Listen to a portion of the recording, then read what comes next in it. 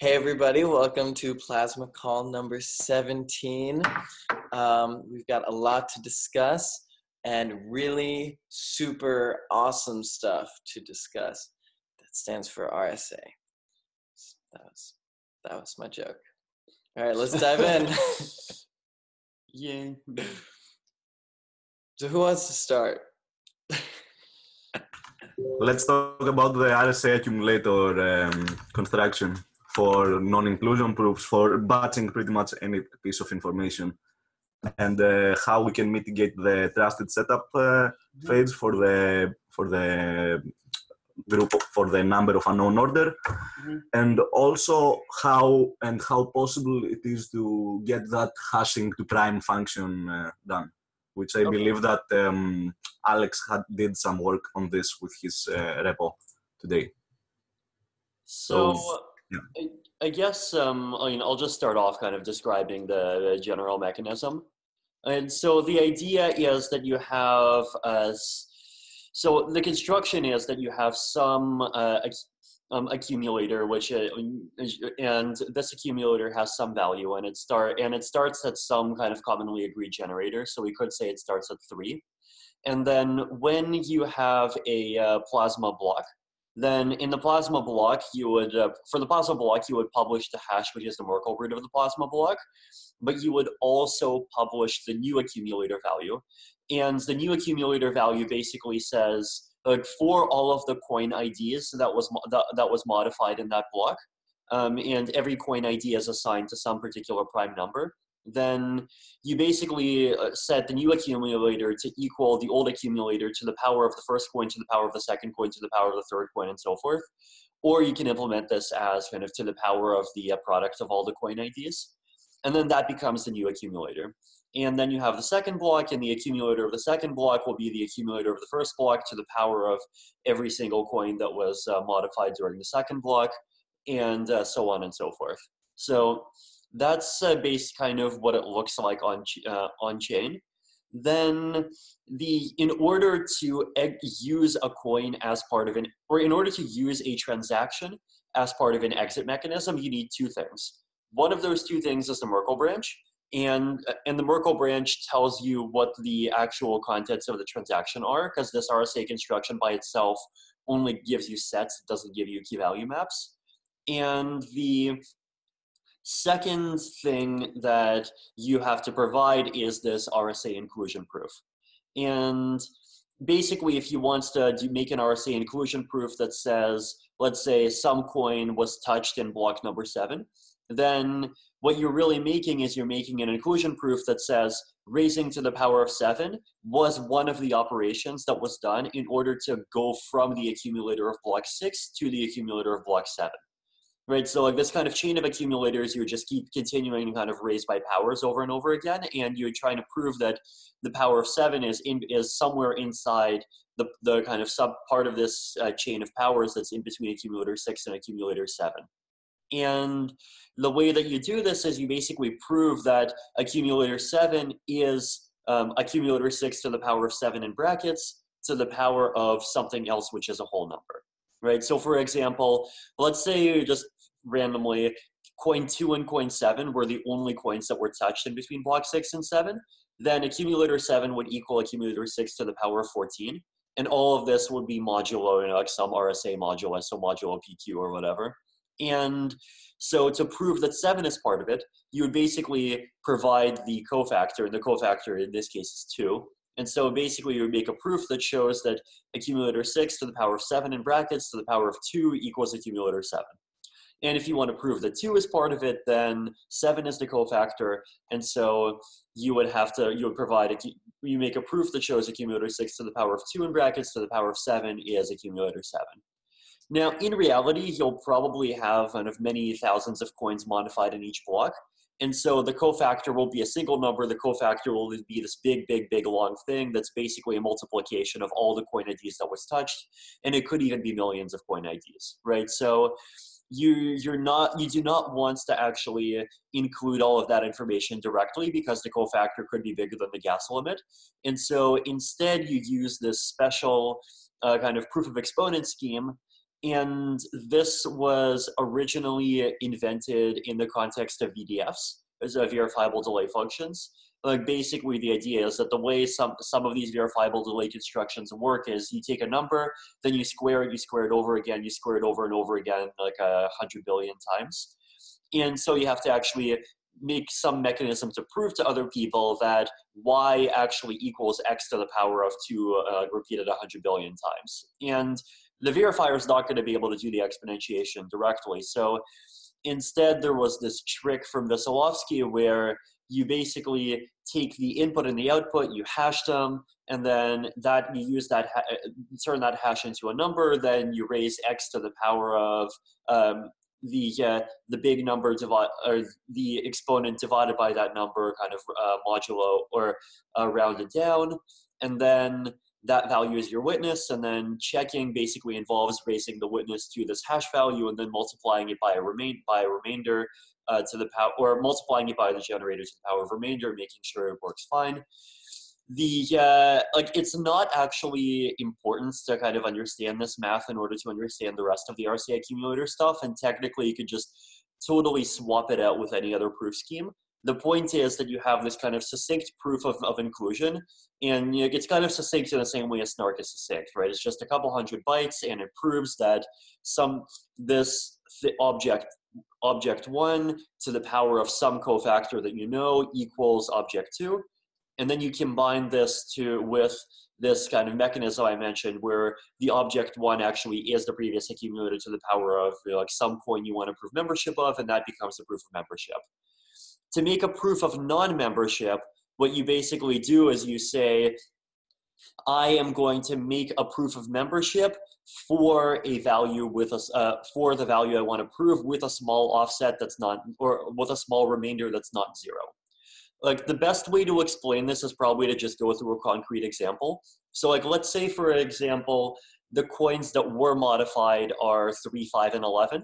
And you want to prove that coin number 7 was not included, right? So then what you do is, like clearly the next accumulator 2 is like, it equals accumulator 1 to the power of 165, which is 3 times 5 times 11. And 165 modulo 7 is not 0, right? 165 is not a multiple of 7, and that should be obvious because, well, we used 3, 5, and 11 to get to 165, and 3, 5, and 11 are all primes. None of them contain 7 as a factor. So what we do to prove this is we basically get the remainder. So we show, hey, 165 plus 3 equals 168. 168 is a multiple of 7. And the difference between 165 and 168, so 3, is a number which is greater than 0 and is less than 7. So now the cofactor for 7 is 24. So we make a proof that shows accumulator 1 to the 7 in brackets to the power of 24 is accumulator 2. And then we provide the remainder, which is 3. And that basically proves... We lost you. Can you repeat the last sentence? Sorry. So basically, what we're proving is that accumulator 1 to the power of 7 in brackets to the power of the cofactor, which is 24, equals accumulator 2 times accumulator 1 to the power of 3. So in this case, it's true because accumulator 1 to the 7 to the power of 24 equals accumulator 1 to the 168, which equals accumulator 2, which is accumulator 1 to the 165 times accumulator 1 to the 3. Right, so you basically like make a proof of inclusion of a thing that has this kind of extra remainder as an offset, and that proves that the original thing without an offset was not, or like you could not make a proof of membership without that extra offset. So you might notice also that this proof of exclusion scheme, and this is very important, right? It does not have to happen in between 2 adjacent accumulators. So you can make a proof of non-inclusion between accumulator 30 and accumulator 985. And the size of this proof is actually, it'll take longer to compute, but the size of the proof and the complexity of verifying it is basically exactly the same as the size of the proof for non-inclusion between like block 1 and block 2. And this is basically what allows you to have this kind of O of 1 history compression between any 2 transactions. Now, one thing that, now, just kind of zooming out a bit into the context of how this fits into the larger scheme. So remember I said that in order to prove that, or in order to use a transaction as part of an exit game, you need both a Merkle branch and a proof of inclusion, right? The proof of inclusion to prove the coin was included, the Merkle branch to show what was included. For a proof of exclusion of the range is by itself is sufficient. The proof of exclusion does not need to touch the Merkle stuff at all. And the reason is that because the requirement for inclusion is an and, the requirement for exclusion is an or, right? So proving that the RSA, like an RSA proof of exclusion by itself proves that RSA proofs of inclusion within that range are not possible, which proves that including the coin in an exit game is not possible, which means that transaction does not exist. So that basically is the kind of construction. Now, the other question that I remember was asked, or one of the kind of big questions here is like, how do you actually assign these numbers? And I actually am totally not a fan of hash functions to primes. Basically, the reason is that like hash functions in general give outputs that are like 32 bytes big or whatever, and this creates a lot of kind of needless inefficiency. Like basically, because you actually want to just sequentially assign primes like 2, 3, 5, 7, 11, 13, blah, blah, blah. Because each of those primes is, going up to millions of coins or even billions of coins, each of those primes is like 3 or 4 bits. So you get a kind of factor of 8 or higher, somewhere between a factor of 8 and a factor of 64 efficiency improvements over the just getting like these really big, huge hulking primes that you get from a hash function. Now, the objection you might give to that is, well, part of the kind of ideology of plasma cash is that you might have to deal with like so many coins that you can't count them all. And basically you use this kind of subtree, or this is the kind of this sparse Merkle tree stuff. You could just prove things with subtrees without kind of ever going down to the level of the actual coin at the bottom. Let me interrupt you. To clarify, we have jumped over from the RSA accumulator stuff to the splitting essentially of one coin to many coins and how we will use subtrees to efficiently exit this. With RSA accumulators, yes. With RSA accumulators, okay. Yeah. Go on. So basically, we came up with a construction yesterday that, in my original blog post, I have a construction that goes from, that basically lets you have logarithmically sized exit or non-inclusion proofs. So, and basically the idea is that you kind of become, and this is logarithmically sized in the number of coins, right? So the idea basically is that instead of just assigning prime numbers to coins, you assign prime numbers to both coins and the entire kind of binary tree going from coin IDs up to the root. And then you can basically do stuff by saying that, oh, for a proof of inclusion, you need to provide a bunch of different primes, and then to prove exclusion, you can just prove exclusion of like one thing at the top of the tree. So, I don't want to actually kind of fully go through this because this will take up a lot more time, and I'll write up a post soon that can get kind of logarithmic sizes on both. But the problem there becomes like, because you're going to almost never be going down to the level of the actual coin, you're not going to be able to kind of come up with, just generate the list of all possible prime numbers client side. And but the suggestion that I have for this is that there are known mathematical results that basically say like 2 prime numbers within a very, very large range are not going to be more than something like 25,000 units apart. But you can even look up the Wikipedia article on prime gaps for this. And so instead of hashing, you just basically take the ID, multiply by 25,000, and then find the first prime after the ID times 25,000. The only This is hashing and praying, as we say, right? That you just hash and you iterate until you find something that matches. Yeah. I'm pretty sure all of these hash to prime functions just like keep trying until you find.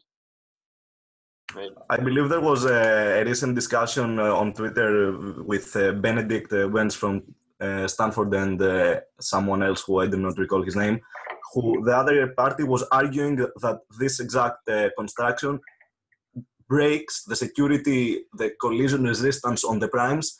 It breaks due to the prime gaps. I'm not I do not fully understand that. I'm just stating it so FYI. That's Perhaps weird. That's weird and suspicious, and I would love to see the actual argument. I will link it in the Zoom in a second. Okay.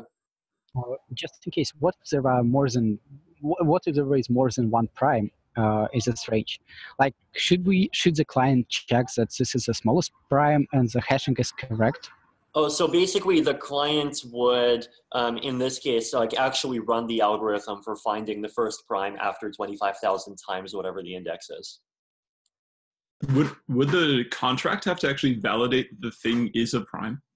Okay, so there are two kinds of primality tests, right? One of those primality tests, basically the contract would itself have to run the process for finding the first prime after like I times 25,000.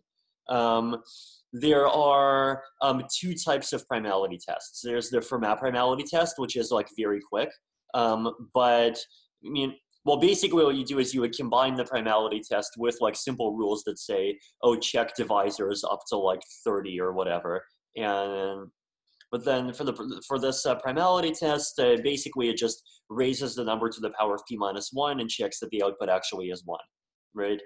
And this is the usual kind of, like undergrad textbook stuff. But the problem is that there is a special class of numbers that can beat it. So Carmichael numbers are the big one. So for example, 561, like basically passes the Fermat test for all primes, right? Or sorry, for all possible inputs, right? So for example, 2 to the 561 mod 561 equals 1.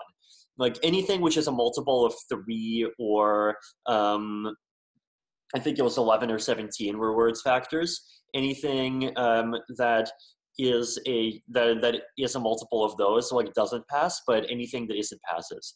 And there are Carmichael numbers that have kind of much larger factors, and so they fool this test almost always. So my personal recommendation for this is that we do a kind of one-time untrusted setup. And basically what we do is we just run through all of the IDs up to like 2 to the 40 or like possibly more.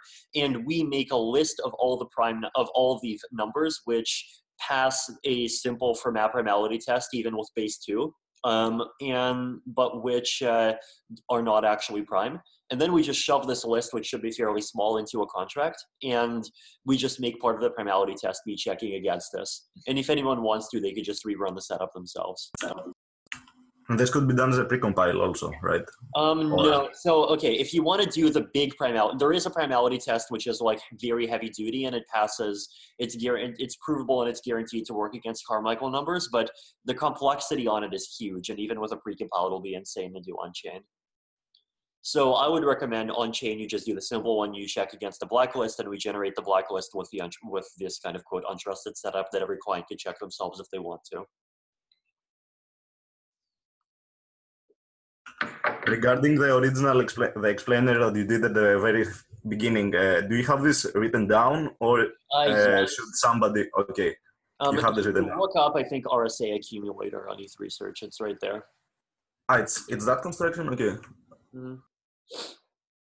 I mean the specific simple example that you did, because it would be very valuable, I believe. Right. To Yeah, I don't think I added the example, but I will. Okay, cool. Yeah. No, the other thing that I'll add today is this construction I came up with that gives you logarithmic overhead for inclusion and exclusion of ranges. So this would let you like basically do these proofs for like even if you have like 2 to the 50 coins or whatever, without anyone having to kind of actually do the work of like burning through and multiplying by 2 to the 50 primes.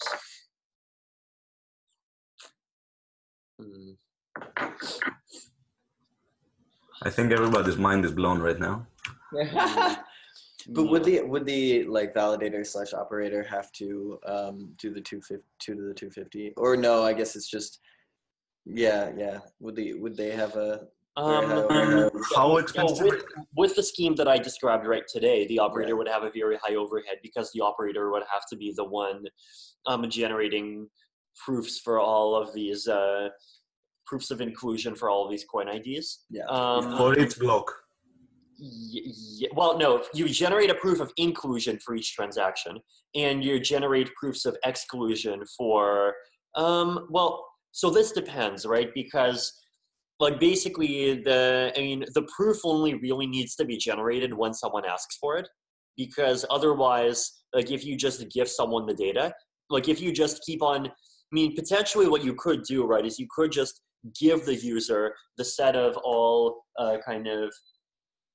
you could give like some other class of user the set of all of these coin IDs, and the user would then be able to just like basically compute for themselves the user would be able to compute for themselves the facts that like, oh, this is going to be the new proof, this is going to be the new proof, and you could have third parties do this. So but like if you have in an ecosystem where the first like one party does everything, then like basically yes, for each block, for each coin, they would have to do it. So I'm thinking about how parallelizable this would be. Oh, this is massively parallelizable. That was my thought exactly. So each coin, it will be independent of each other, right? Yeah. Again. Mm-hmm. So probably what we said, in a single operator setup, perhaps this wouldn't be ideal. The overhead would be a pain. However, this would be, for example, a prime case where having a proof of stake or multi-operator network would improve the efficiency of generating the accumulator. Well, I think a single operator can also just like, run a bunch of it. Or outsource it. Yeah, okay, of course. So actually two questions. First question is, are there good resources just to generally read about RSA accumulators? There's a paper from 2002, I believe. Yeah, and generally just read my posts. Also read, you can go through Justin's VDF stuff, and there's things about accumulators in there. Okay. And then number two is so each block, an accumulator is published, right? And do you just do the exponentiation on chain so that you combine both accumulators together? Or do you actually have to provide a proof that the next accumulator is a superset of the So the only thing that needs to be done on chain is basically verifying the proofs whenever they're needed as part of a coin game. If a new accumulator is provided which is invalid, then that's basically the same thing as providing an invalid Merkle root. Like basically everyone who sees that it's invalid will just exit. Okay. Yeah. Unfortunately, Vitalik has to take a phone call. Yep. So.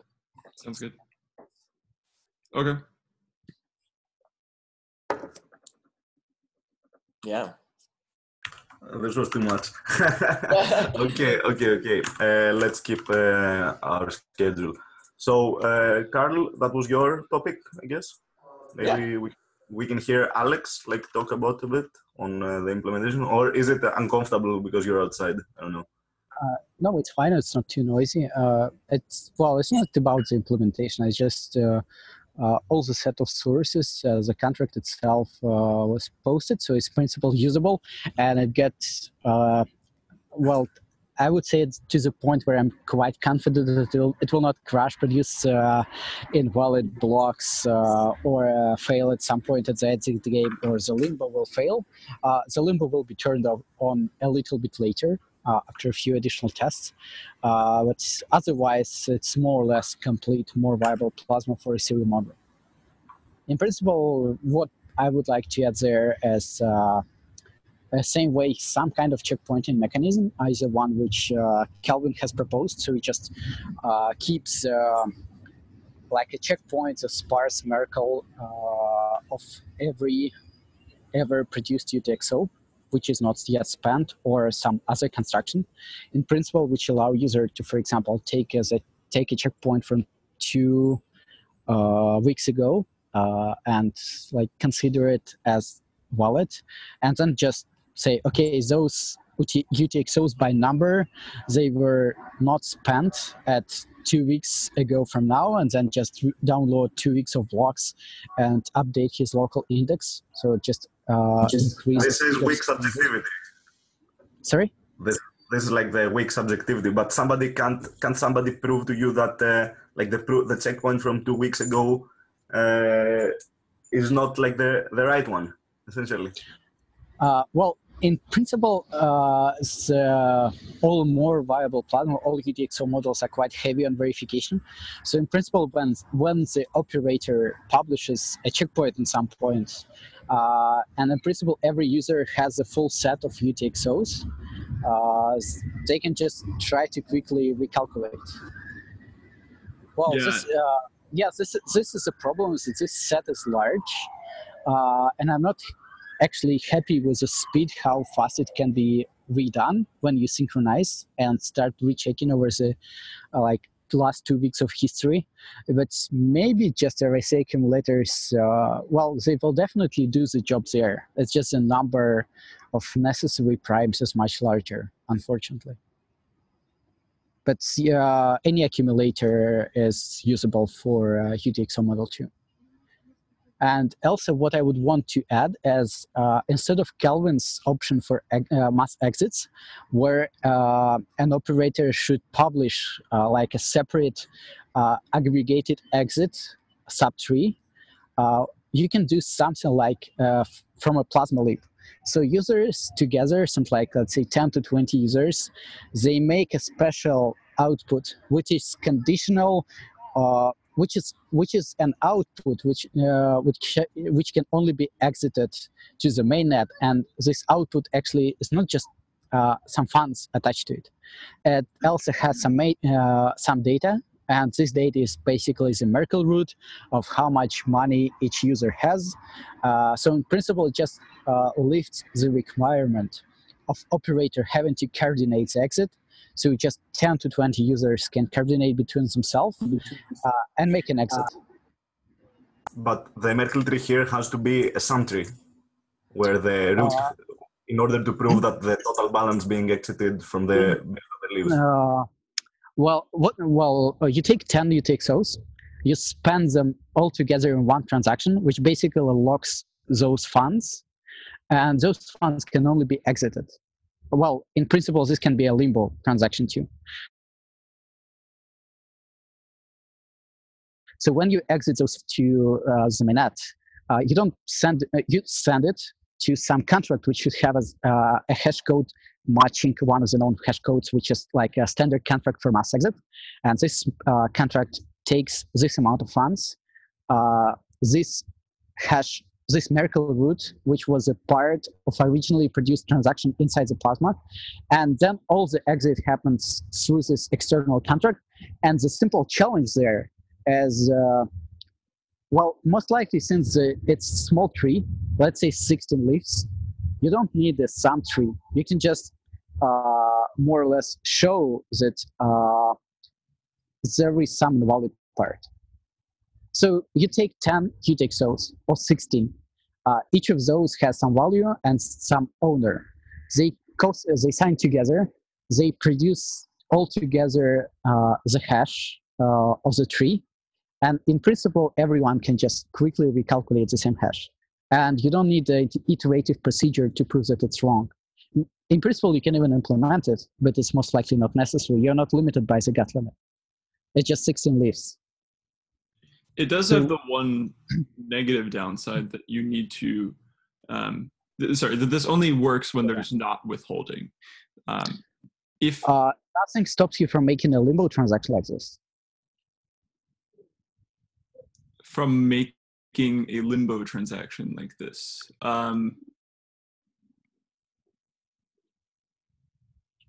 Because it doesn't, either this transaction is fully valid because all the inputs are not yet spent, and it will have the same, I use the same priority in both cases for limbos and non-limbos, as we discussed, I think, a few weeks ago. So in principle, worst case, you can arrange such scenario by making a limbo exit, which is basically just the same transaction, this is like another kind of transaction, which can be included in a block, but in this case, it's just not included. You publish it, and if it's exits, just will have additional set of challenges because it's not included in the block. Everything stays the same. Yeah. I think there is a problem with the limbo situation because you have to prove that the signatures on the transaction are valid, and so that's order n data. I mean, it is a significant amount of data that you would have to put on chain, right? Well, I was expecting to have it more in a challenge response. So in principle, you publish a transaction. You have the signatures on the inputs anyway. And if someone challenges you in a sense, well, show me that what is the actual transaction which produced this UTXO, which was spent in this transaction, you have to show it. And the same way with additional bond, if someone challenges you, you just show it and take the bond of the challenger. In the best case scenario, it's never happens. So you, in principle, don't publish the transaction which produces the outputs which are inputs for this transaction. Right. Okay, but you're still publishing the even if you don't publish the signatures, you're still publishing the transaction data.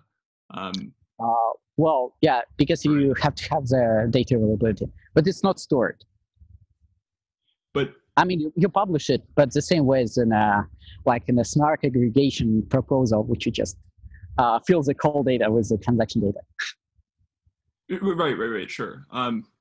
But that's quite similar to, I would say, to Vitalik's original proposal of like efficient multi-exits, where you just publish a list of outputs that you want to withdraw, right? Yes, but you store, well, you don't store the exit data. You only store the total exit amount and the hash of the tree, which is later sent to some reference implementation contract from where users exited by separate transactions. Right. I mean, the exit transaction itself, when the max exit happens, your transaction should be cheap. So you store only 2 storage slots in principle. Well, more or less something like this. And some reference to the transaction because it's much cheaper to provide the transaction and recalculate than store also signatures and everything. So in principle, you just use 2 storage slots to exit 16 users. And after the mass exits are done, they can just split their parts using the external contract. And this is a time when the mass exit stops, so the gas most likely is much cheaper, so it still more or less works. It's more like an optimization than some extraordinary idea. Right. No, that makes sense. It seems like it fits somewhere in between mass exits and the multi-exits thing that Vitalik was talking about. I think you can. But isn't the multi-exit just an optimistic exit where you just give as few information as possible? This is the same, right? You're giving as little information as possible, and then in the worst case scenario, you provide signatures. Okay, right, exactly. However, what we need to do is that if one exit in the whole batch is invalid, we need to cancel the whole thing. Yeah, that's why there are signatures on the inputs. Exactly. So I mean, let's say you have 10 users which want to mass exit. They first calculate the full transaction and then they exchange the signatures and maybe do it twice. Okay, but can't a malicious user here basically stop everybody from exiting by just joining in with an invalid transaction? Well, Yeah, in principle, it's assumed that you have some data availability up to some point. So you will see that someone malicious is joining your mass exit. But it's in principle much easier to orchestrate something like 10 to 20 users. They can even form some small multi-exit together than having during the normal procedure, operator doing the mass exit for 1,000 of users is a good option. But still, the amount of coordination is insane and requires a lot of verification. Yeah, I agree that this should be done ad hoc, and like having the option to not just like take everyone and send them to the operator is not feasible.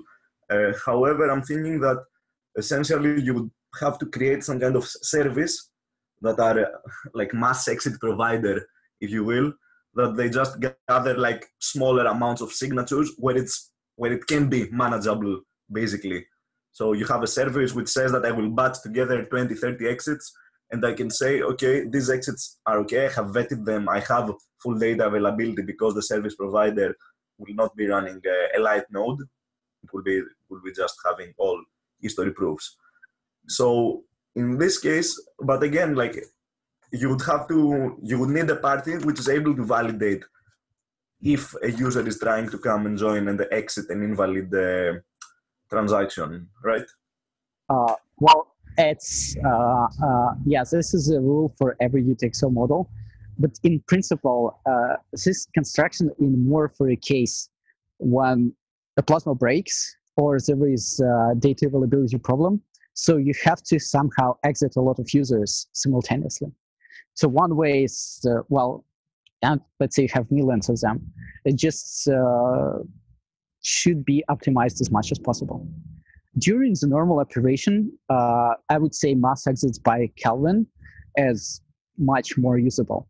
It's just an operator which has the full data availability to just ping him to include you to the next mass exit, and you're fine.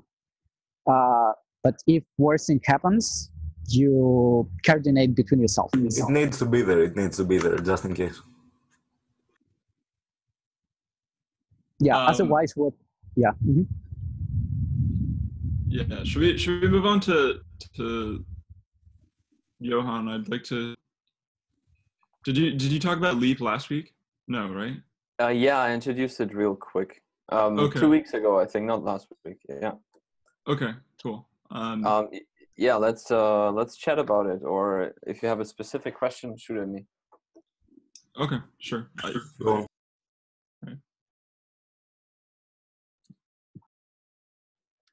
Well, I think I had a personal, me and Eric, we had a personal presentation from Jochen, which was quite complete.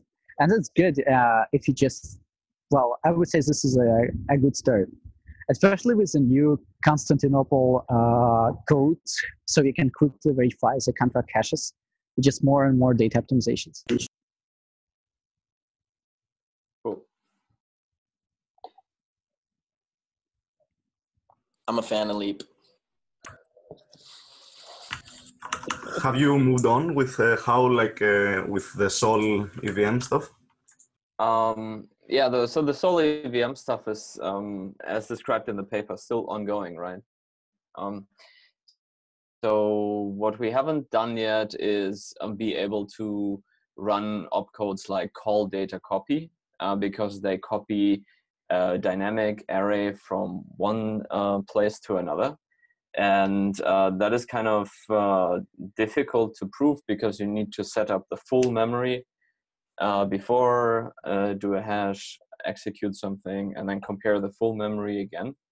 And what we are looking for at currently is like how to make efficient proof, or how to seed the different elements effectively. So for example, if you have the stake of the EVM, you could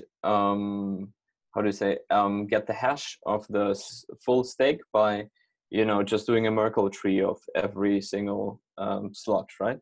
Or you can make an unbalanced Merkle tree where you basically in one leaf have the topmost element, and on the right side then have the rest of the stake of the stack.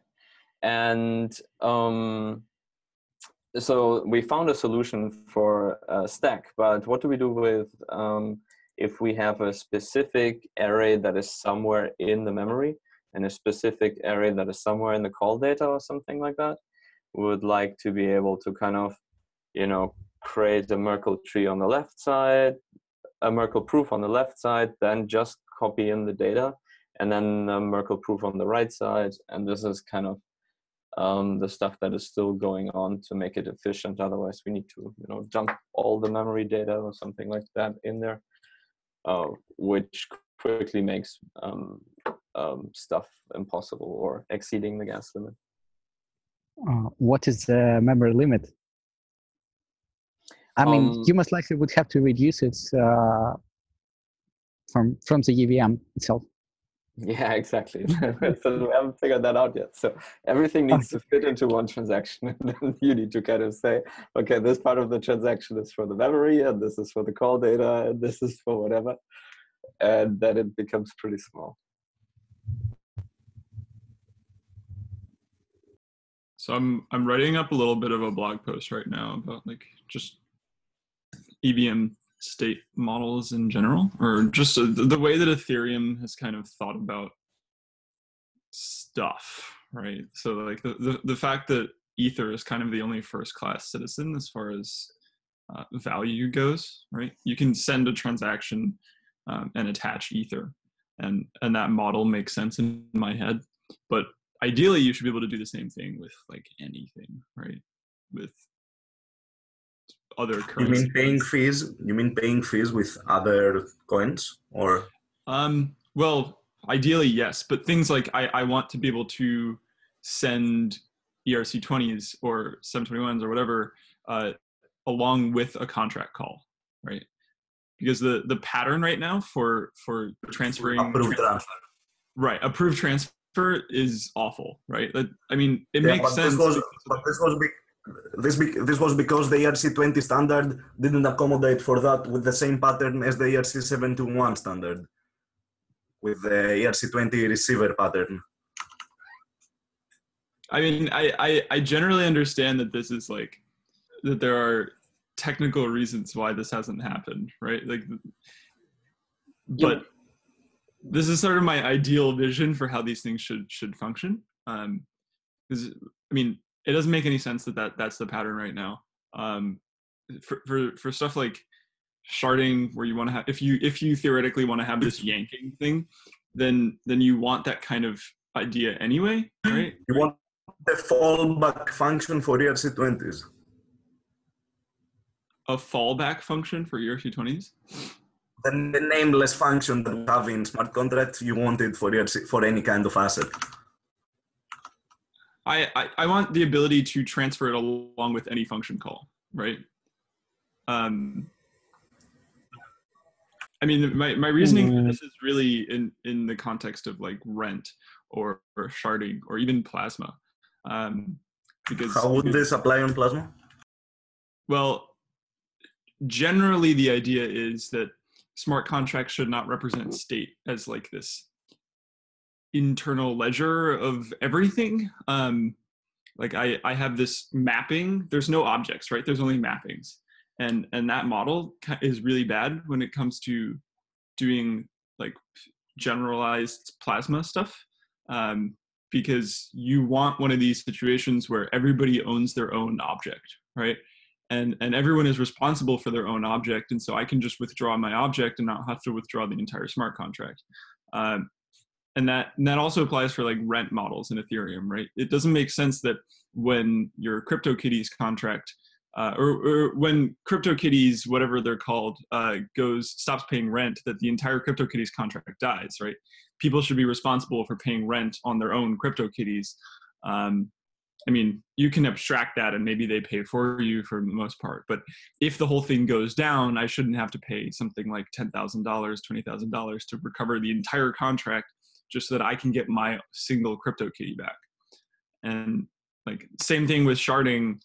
If you are doing yanking for cross-chain transactions or cross-shard transactions, you don't want to have to move the entire CryptoKitties contract from one shard to the other just so you can do like one operation and then move it back. It makes more sense to move one CryptoKitty to the other shard, do something, and then move it back.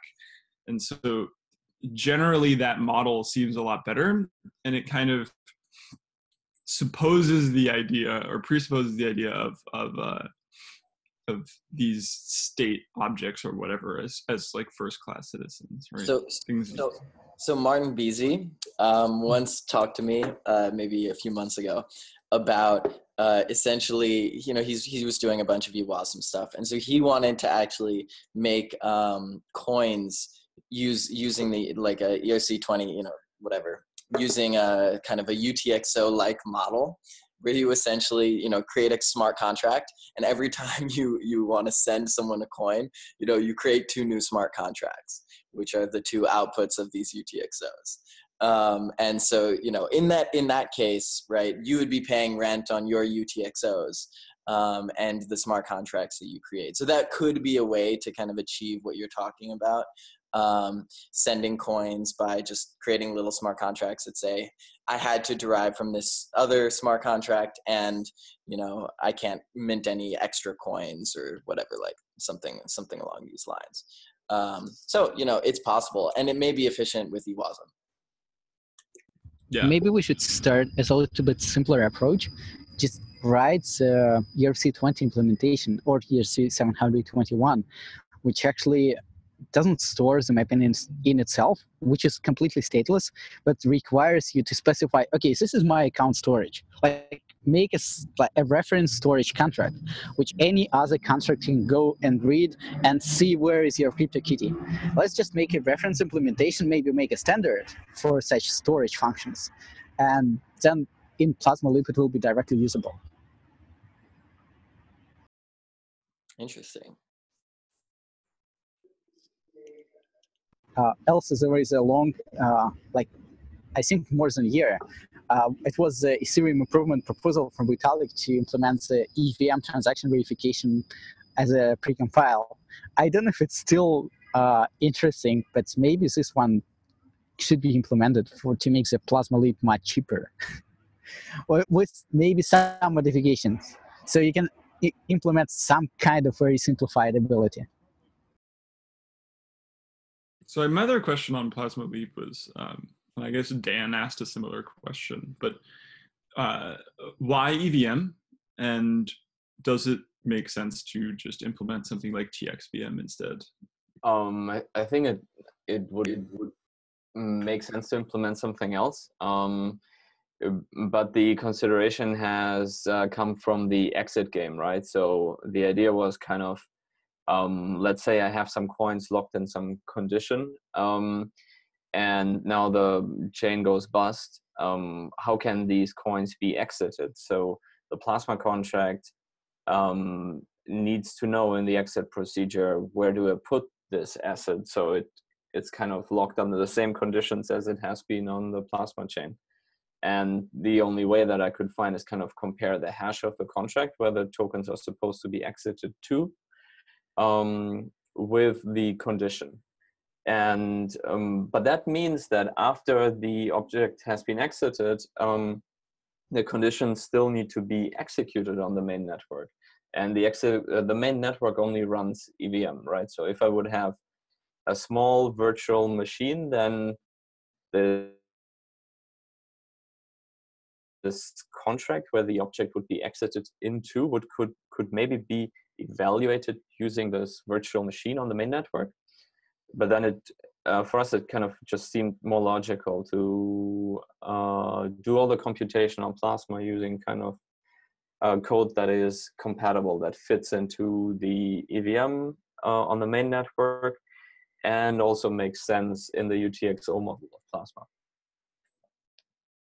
I'm a fan of the EVM. I mean, not really a fan of the EVM, but I'm a fan of the simplicity of just keeping it the same. Yeah, so I think it would be pretty cool to take a chain that runs wesome, for example, one of the test nets, because then what the TrueBit guys have built, I think, would kind of be directly applicable, and you could build a Plasma Leap wesome dialect kind of thingy on one of these test nets. Yeah, I think that would be the way to go for sure. But then what is not working for us is really the enforcement of the correct execution of the chain right now because of these complex opcodes, right? But then as long as you assume that there is no invalid transactions, then you can still run the Plasma Leap chain.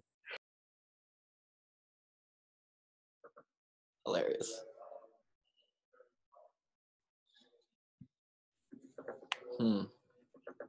Yeah. So just for to talk about the nature of the Plasma Leap stuff, you kind of still end up with the same restrictions that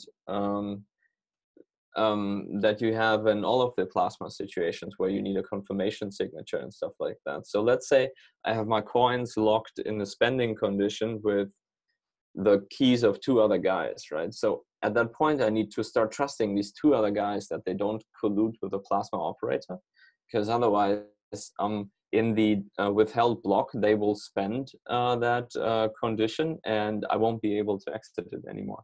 So yeah, we still have the same subjective data unavailability problems, and I think that limits a lot in what, even though you have you can execute code now on the Plasma chain, it still limits you in a lot what you can do with that code. And yeah, I'm currently just kind of trying to understand what is possible, what's not possible. So kind of on that topic generally, there was an EF research workshop over the weekend in Boston. And so we did some Plasma stuff there. It was kind of interesting. And one of the things that we were looking at was like mapping out layer 2 in general and describing different layer 2 solutions based on the types of problems that they're solving. And it seemed like the 3 like fundamental problems being solved were data availability, ordering of transactions, and the validity of state transitions. And so, I mean, that's kind of very vague because it applies to pretty much every blockchain system, right? And so it seemed like, I mean, one of these problems with Plasma and state channels together is that neither of them assume, sorry, not Plasma, sorry, not state channels, just Plasma. Plasma doesn't assume data availability, and you can never guarantee data availability. And so, I mean, in sidechains, you can always do more interesting things because you just assume that the consensus mechanism will guarantee data availability.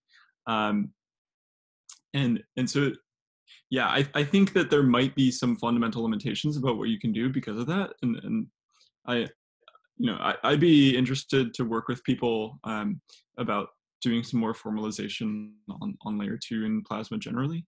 But I don't know, we're starting to come up with some interesting, like putting things on a map somewhere with the types of things that you can possibly do. And it seems like generally the types of things that you can do with a state channel are possible on Plasma. But it might not be possible to do more interesting things. And that's, I don't know, we'll find out, I guess.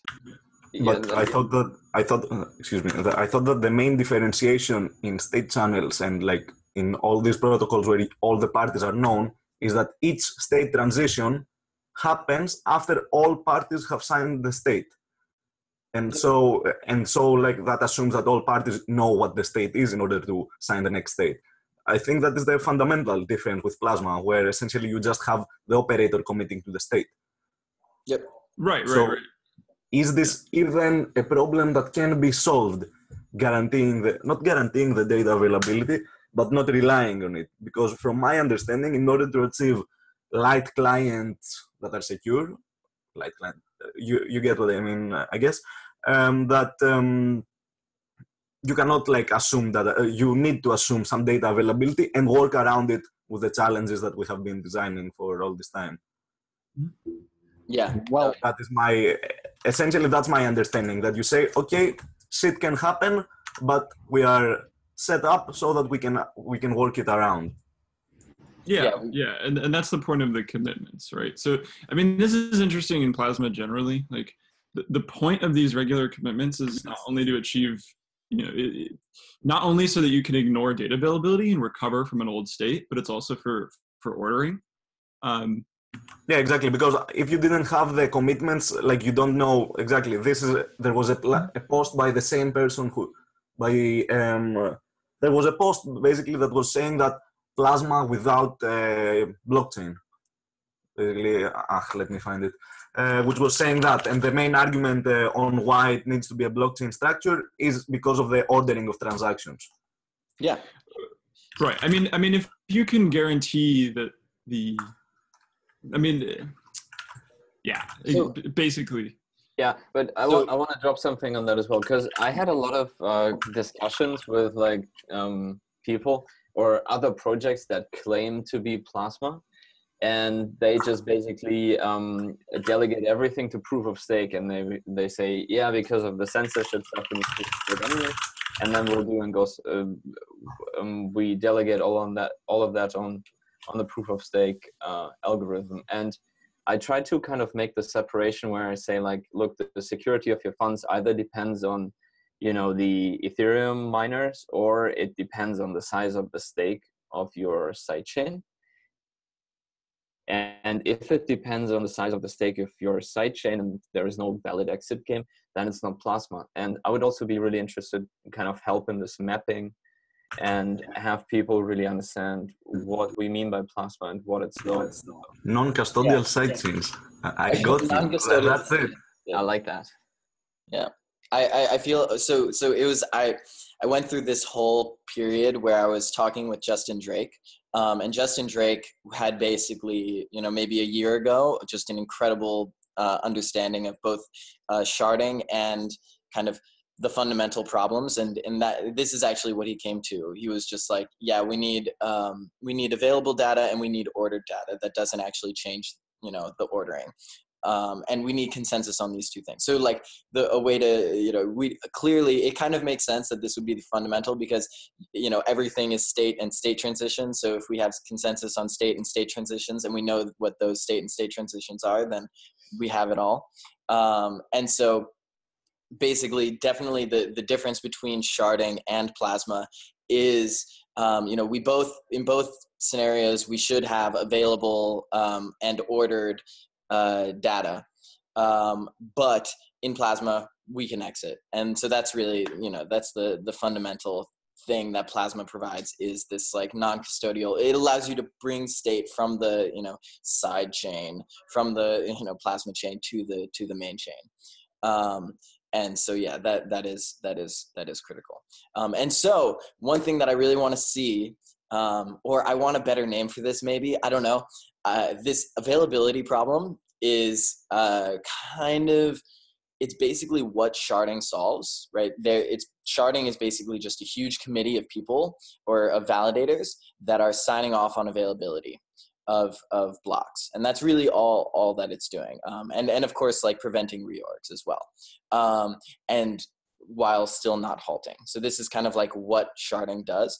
But I do think that there is room for like special purpose, what I have in the past called availability engines. I don't know if this is the best term, but basically like groups of people that you can kind of like hire out for signing off on availability of data. And like some of it can be like really low latency. So they're just like basically forming a kind of transient blockchain that is, you know, maybe open up on like for 15 minutes during the duration of a video game matchmaking session. And like these are the kinds of things that, you know, may be interesting to research in the future, because availability is our fundamental problem.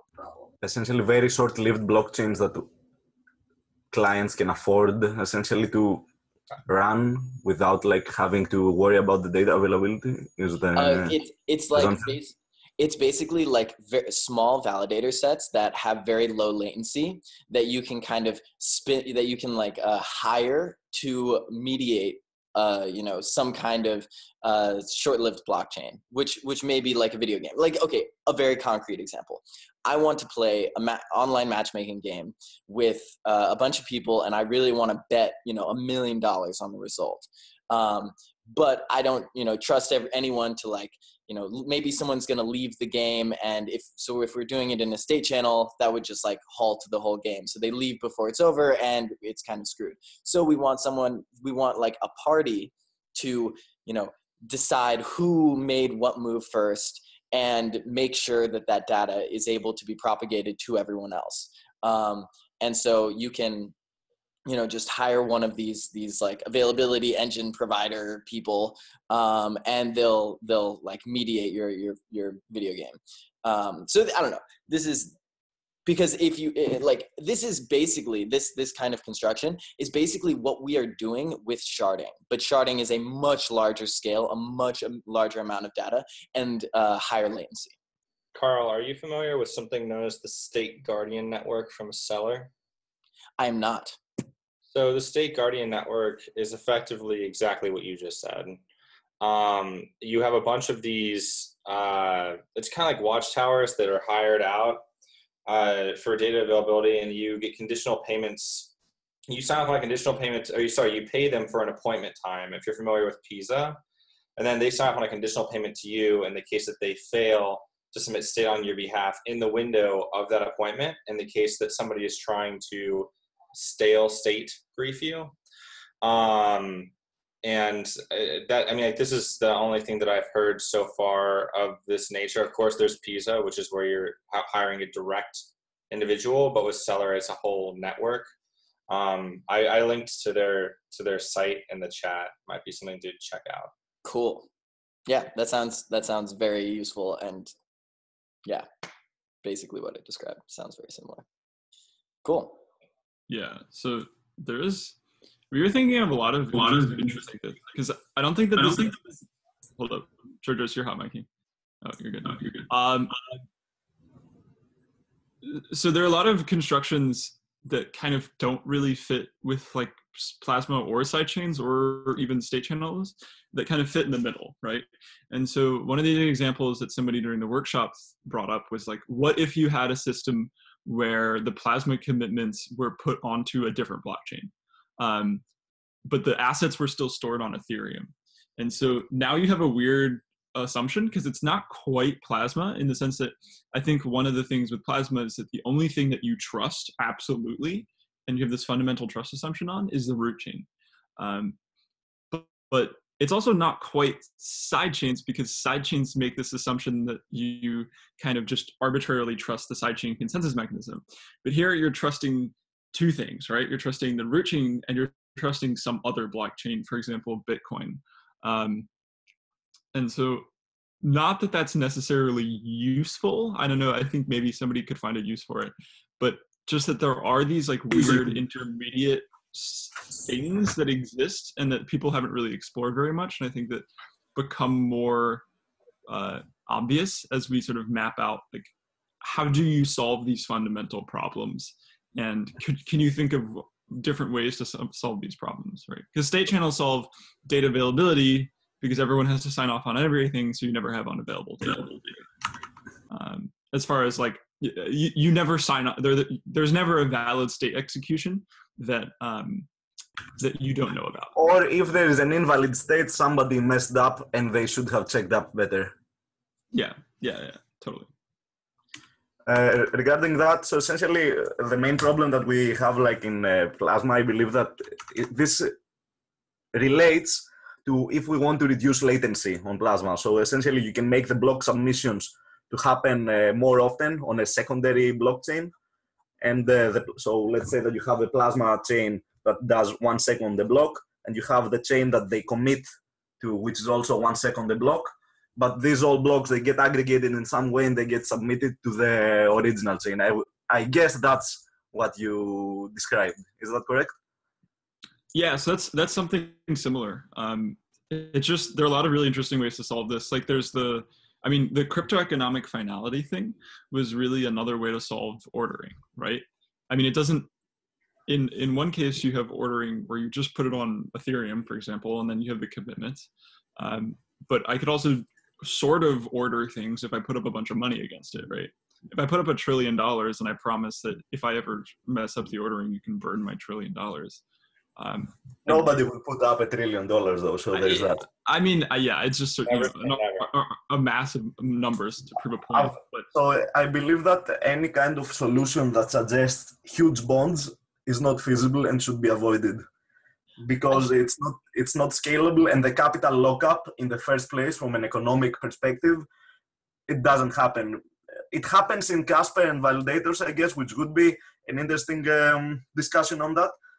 And it kind of manifests as a reduced inflation. Is that correct? Like regarding the monetary policy and how the funds get distributed.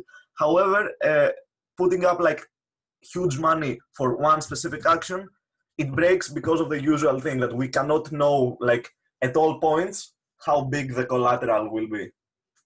Yeah, I don't necessarily disagree. I was I sort like of that approach. just like generally making a point that there are different ways to solve the ordering problem, or I mean, whatever.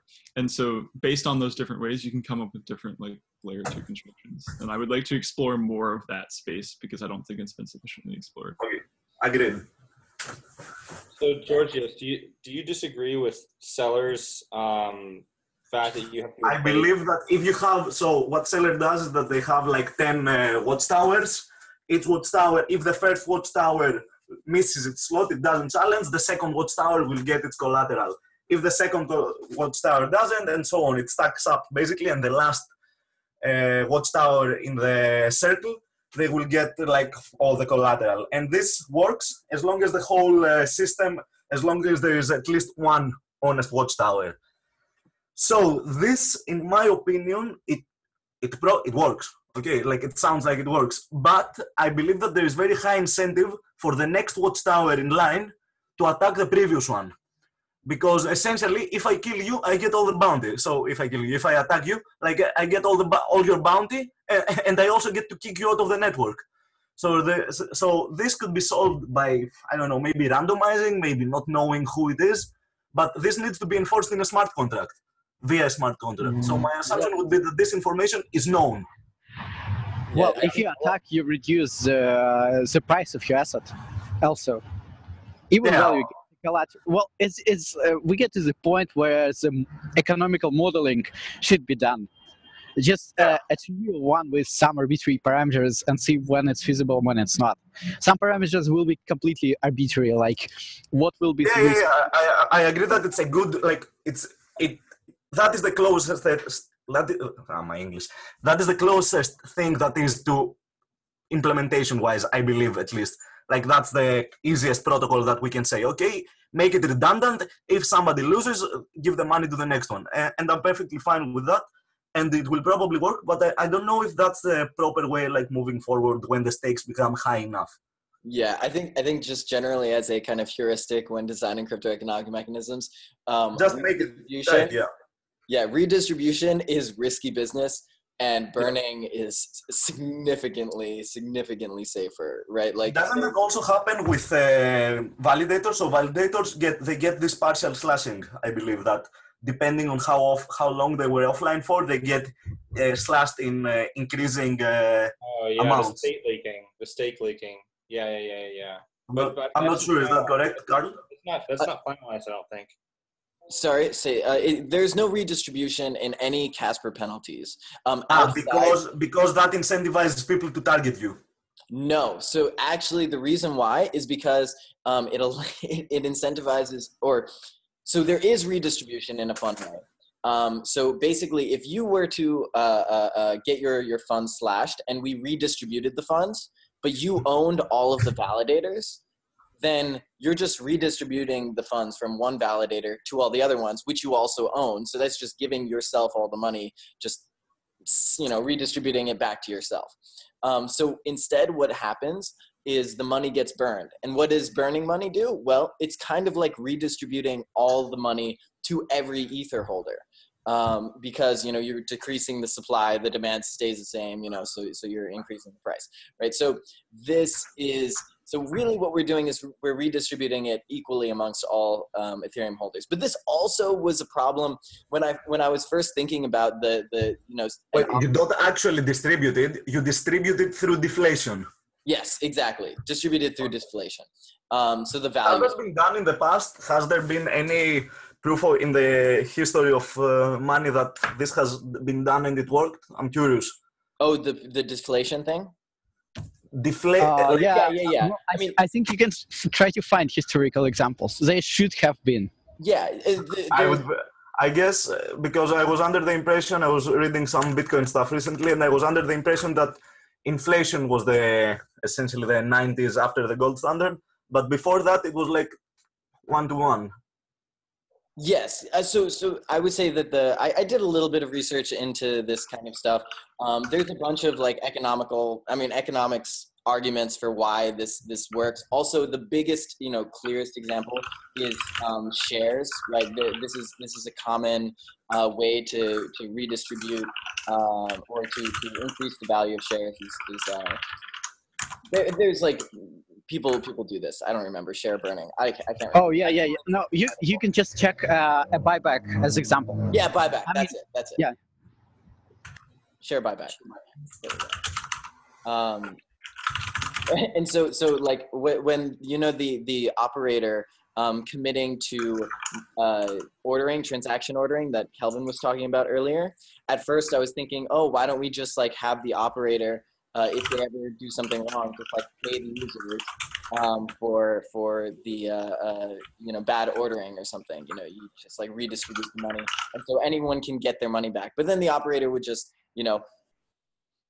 they would promise to themselves that they would order the transactions in a particular way and then steal all their money back and still screw over everyone else. So anyway, just generally redistribution, not a good idea. Just burn the money. Just burn the money.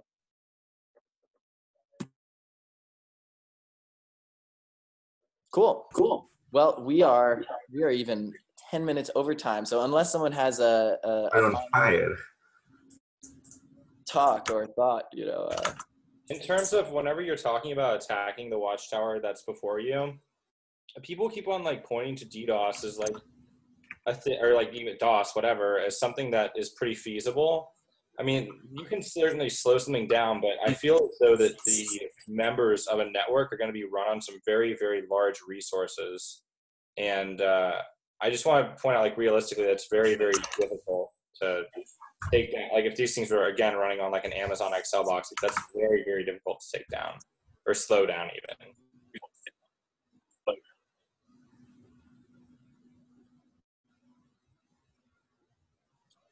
But we live in a hyper-adversarial theoretical space that's never implemented, because who implements anything anyway? That's boring and slow. We can just theorize about it all day. Anyway, just kidding. That's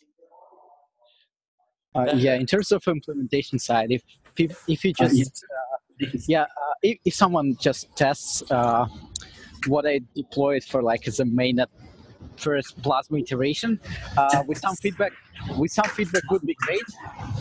Otherwise, maybe we should just do this trusted setup procedure for quasi primes.